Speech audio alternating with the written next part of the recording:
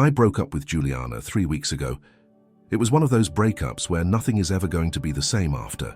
We screamed, cried, blamed each other for everything that had gone wrong. We both said things we can't take back. Honestly, I don't even want to rehash the reasons here. It was just bad. The kind of bad that leaves you drained and hollow for days. After she left, I was stuck in an apartment full of her stuff.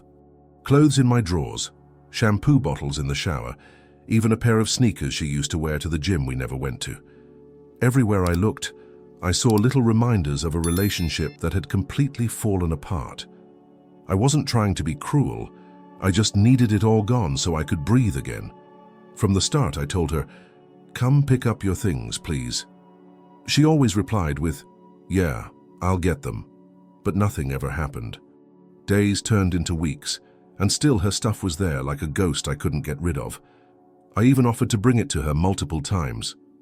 "I'll be near your place today. Want me to drop your stuff off?" Every time she said she was busy or it wasn't a good time. It felt like she was using this stuff as a way to keep a foot in the door, like as long as her things were in my apartment, some thread between us still existed. I wanted that thread cut, completely. I wanted closure. I wanted to delete her number, block her, move on. But I couldn't do that until all her things were gone, and for 3 full weeks, I waited. Then finally, she said she'd be home. I had one last shot to end this chapter for good. Every day that passed with Juliana's stuff still in my place felt like I was dragging a dead relationship around on my back. I couldn't clean properly because her boxes were in the way. I couldn't invite friends over without having to explain why half my closet still had women's clothes in it. And more than anything, I couldn't fully move on while her perfume lingered in the air like some kind of cruel joke. I asked her again and again to come get her things. I kept it respectful at first. "Hey, just wondering when you'll be able to swing by. No pressure, but your stuff's still here." She'd always say something like, "I'll come this weekend," or "Work's been insane, I'll come next week." But the weekend would pass, and the next one too, and she never showed up. After a while, my tone changed. I stopped asking politely and started being more direct. "I need this stuff out of here. It's been 2 weeks, then 3, and yet nothing." Every time I texted, it felt like I was the one chasing her, like I was the one inconveniencing her. As if getting her things back was somehow optional, like she was doing me a favor by even replying. What pissed me off the most was that I gave her options. I offered to help. I drive past her place regularly, and every time I told her, "I can drop it off if that's easier," but she always declined. "Not a good time. I'm going out. I won't be home." I started to wonder if she even wanted her stuff back, or if she was just messing with me. It was like she knew I wouldn't just throw her stuff away, so she could take her sweet time. But I wasn't trying to keep any of it. I didn't want mementos. I didn't want reasons to think about her anymore. I wanted it done. Clean break. No excuses. And finally, after 3 weeks of delays, it looked like I was going to get what I asked for. By week 3, I was done playing nice. I had given Juliana every opportunity to come and get her things, or let me bring them to her. I wasn't asking for anything complicated, just a simple yes or no, a place, a time. But she turned it into this drawn-out game that I had no interest in playing anymore. I remember one Saturday, I texted her around noon. "I'll be near your place this afternoon.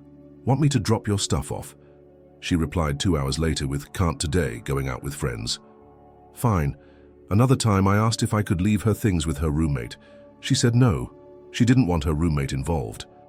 So I asked if I could leave them in her building's mail area. Another no. Apparently it wasn't safe enough. It got to the point where every offer I made was met with a wall of excuses. "I'm working late. I have plans already." This week's been crazy. She always sounded just inconvenienced enough to avoid saying no outright, but never willing to actually follow through. And every time I had to walk back into my apartment with her things still in the back seat, I got more resentful. There was one night in particular that stuck with me. I'd packed all her stuff, had it in my car, and was just waiting for her to confirm if she was home. I texted, she left me on read. An hour later, she posted a story from a bar, laughing with her friends. That moment clicked something in me. She didn't care, at least not enough to make the smallest effort. The truth is, I started to feel like I was being manipulated. Like she was holding on to this last shred of power over me, just to prove that she still could. And I hated that. I hated that I let it get to me. But I kept my cool. I told myself, one last try. If she says yes, I'll be rid of this once and for all. So I asked again, and this time she finally said yes. When Juliana finally said she'd be home, I didn't even try to hide my relief. It was a simple message, yeah, you can bring it. But to me, it felt like a door creaking open after being stuck shut for weeks.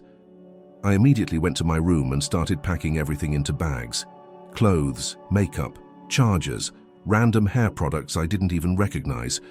I even found one of her old hoodies under the bed. Every item I stuffed into a bag felt like lifting a weight off my chest. It was raining outside, hard, one of those cold, sideways rains that soaks you in seconds. But I didn't care. I wasn't about to wait another week just because of the weather.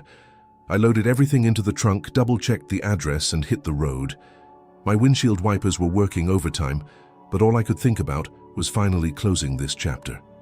The drive took about 20 minutes. I parked across the street from her building, turned off the engine, and took a deep breath. I texted her, "Hey, I'm outside." No reply. I waited a few minutes, watching the rain hit the windshield in rapid little splashes. Still nothing. So I tried again. "Juliana? I'm here with your stuff." This time she answered, "I'm not home. I'm at a friend's." I stared at the screen for a good 10 seconds. I couldn't believe it. She said she'd be there. That was the whole reason I'd made the trip. In the rain, with her bags in the trunk. I asked her, "Can I bring your stuff to your friend's place then?" She said no. Just that. No. I couldn't wrap my head around it. She'd agreed. She knew I was coming. And now, just like that, she flipped it. Again. It was like she was trying to see how far she could push before I snapped. And as I sat there in the car, with the storm raging outside and her silence flooding back in, I realized I was done playing by her rules. I sat there for a minute, staring out at the rain hammering down on the sidewalk, feeling this mix of disbelief and building rage. She wasn't home. After saying she would be, after I packed everything, after I drove through a damn storm, and the worst part, she didn't even sound sorry. No, my bad. No, I'll be there in 10. Just a flat-out, I'm at a friend's. So I asked her one more time, calm but firm, "Can I bring your stuff there then, wherever you are?" I figured maybe I could just drop it off and be done with this once and for all. She replied with one word, "No." No explanation, no offer to meet halfway, nothing. Just shut me down. At that point, I wasn't taking her stuff back to my apartment. That was off the table. I was done letting her drag this out.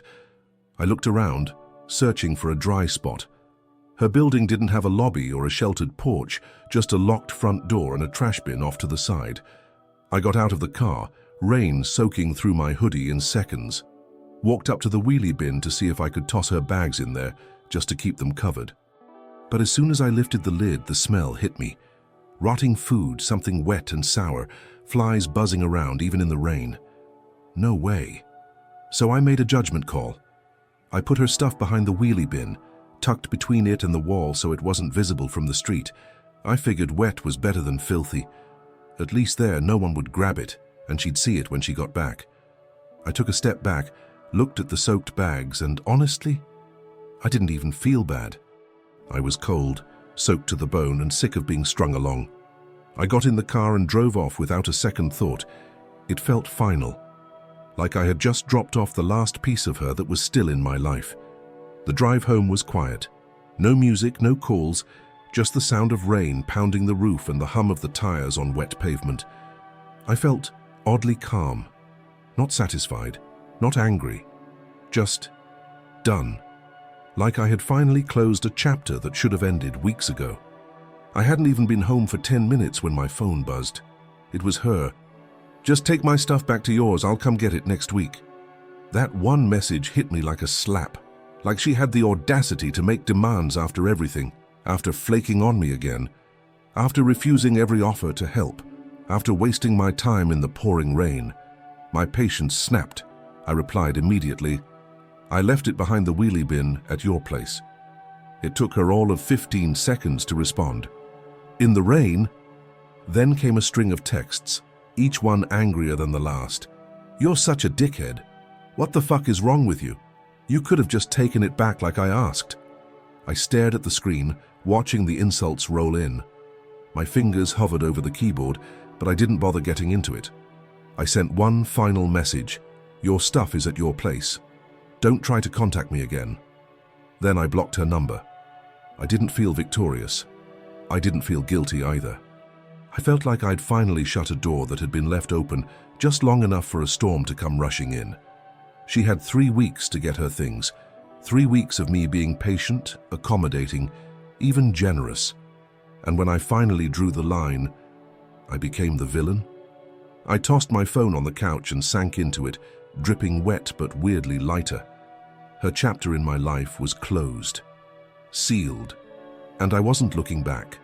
Standing in front of her building, soaked through and fed up, I realized this whole thing had never really been about the stuff. It was about control, about her keeping some invisible string tied to me while pretending she had moved on. And I was the idiot still holding the other end, waiting for her to do the bare minimum. When I looked at that filthy wheelie bin, I actually considered dumping her bags inside just to be done with it. But the smell was unbearable, like something had died in there days ago and no one bothered to notice. I couldn't bring myself to add her things to that pile of rot, no matter how petty I felt in that moment. So I did what I thought was the least worst option. Behind the bin was a narrow space between it and the wall, just enough to hide her bags from view. I slid them in there, hoping the rain would be more merciful than whatever bacteria was living in that trash. It wasn't ideal, I knew that. But neither was being ghosted after driving through a storm with her crap in my back seat. I stood there for a second, water running down my face, my hoodie plastered to my skin. Part of me wanted to leave a note, something dramatic like 3 weeks too late. But I didn't. I wasn't looking for a final word. I just wanted to be done. As I turned to go, I felt this strange mix of resentment and release. She had pushed me one too many times, played one too many games. And maybe I could have handled it differently. Maybe I could have just left it all at home for one more week. But I'd already given enough. My time, my energy, my patience. I got back into the car, slammed the door shut, and drove off without looking in the rearview mirror. Whatever happened to her stuff from that point on, it wasn't my problem anymore. I hadn't even dried off when the first text came through. "You seriously left my stuff in the rain?" Then, one after another, my phone lit up like a Christmas tree. "Are you actually this fucking petty? You're such a piece of shit. What the hell is wrong with you?" She didn't even ask if her stuff was okay, didn't ask if it was safe. It was straight to insult, straight to rage, like I'd burned her belongings on her lawn or something. I stared at the screen, standing there dripping wet in my hallway, just letting her words pile up. I didn't even feel angry anymore, just tired. Tired of the drama, tired of being the one trying to end things respectfully, while she made everything harder than it had to be. It was like she had been waiting for an excuse to unload all this venom, and me not driving her bags back home again gave her the perfect reason. I waited a few minutes just to see if she'd calm down, maybe send a message that didn't sound like it was typed through clenched teeth. Nothing, just more name-calling. So I opened the chat, typed one final line, "Your stuff is at your place, don't try to contact me again." And I blocked her. No hesitation. I can't lie, it felt good. Not because I hurt her, not because I wanted revenge. It felt good because it was the clean break I'd been chasing for 3 long weeks. No more texts, no more false promises, no more second chances, just silence. The moment I hit block, it was like a switch flipped. The noise stopped. The tension in my chest loosened. She was out of my inbox, out of my apartment, out of my life. And if she thought I was the asshole for finally cutting the cord after weeks of being patient, maybe that said more about her than it did about me. Later that night, once the adrenaline wore off and I finally dried off, I sat on my couch staring at the spot where her bags had been piled up for weeks. It was empty now. For the first time in almost a month, my apartment actually felt like mine again. Clean. Quiet. No leftover perfume in the air, no makeup bags on the counter. Just silence. But in that silence, a question started creeping in. Had I gone too far? I replayed everything in my head. The ignored messages, the constant delays, the casual way she flaked after I'd made plans around her promises. I remembered the rain, the stench of that trash bin, the cold soaking through my clothes as I stood outside her building trying to solve a problem she clearly didn't care about. And then I remembered her tone, entitled, accusatory, like I owed her one more trip, one more favor, one more inconvenience.